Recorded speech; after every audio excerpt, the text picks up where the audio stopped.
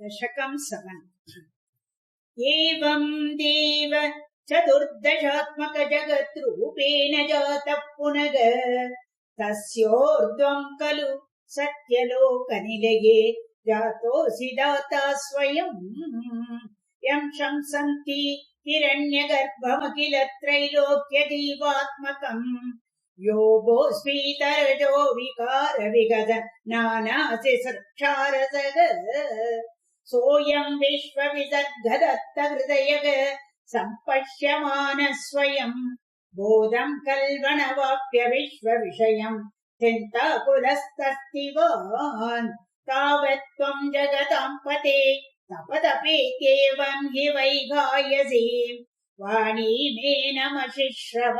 श्रुतिसुखाम् पूर्वंस्तपः प्रेरणाम् कोऽसौ मामवदत् पुमानिति जलापूर्णे जगन्मण्डले दिक्षोद्वीक्ष्य किमप्यनीक्षितवता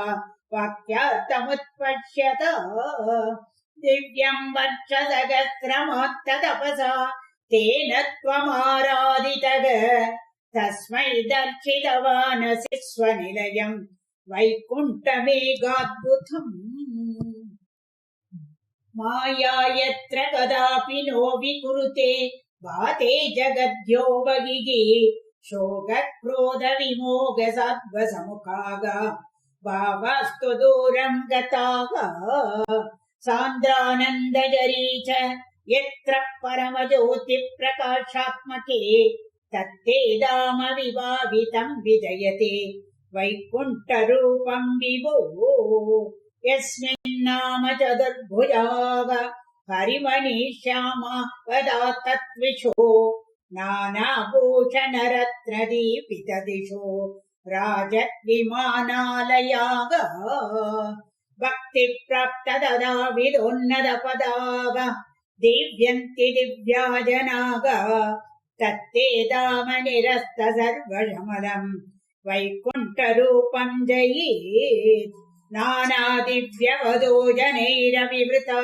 विद्युल्लता तुल्यया विश्वोन्मादनकृत्य गात्रलतया विद्योतिता शान्तरा त्वत्पादाम्बुजसौरभैककुतुकात् लक्ष्मी स्वयं लक्ष्यते यस्मिन् विस्मयनीय दिव्य विभवम् तत्ते पदम् देहि मे तत्रैवं प्रतिदर्शिते निजपते रत्नासनाद्यासितम् बाष्पकोटिलसत्किरीटकटकाद्याकल्प दीप्राकृती श्रीवत्साङ्गितम् आत्तकौस्तुभमणिच्छायारुणम् कारणम् विश्वेषां तव रूपमक्षत विधिः तत्ते विभो भातु मे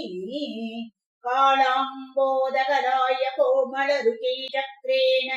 चक्रम् दिशा आवृण्वानम् उदारमन्दवलिद स्यन्दप्रसन्नाननम्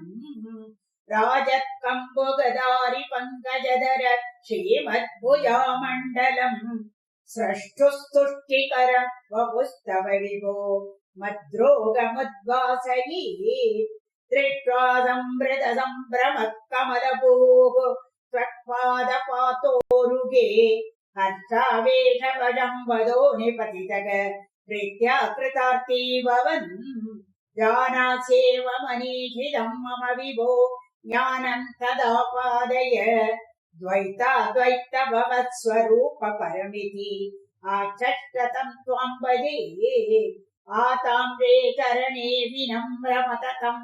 हस्तेन हस्ते स्पृशन् बोधस्ते भविता न दर्गविधिर्बन्धो विसञ्जायते इत्याभाष्य गिरम् प्रतोष्य नितराम् तच्चित्तगूढः स्वयम्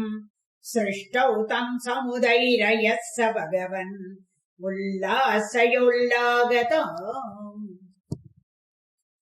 श्रीकृष्णाय परब्रह्मणे नमः नारायण अखिल गुरो भगवन् नमस्ते।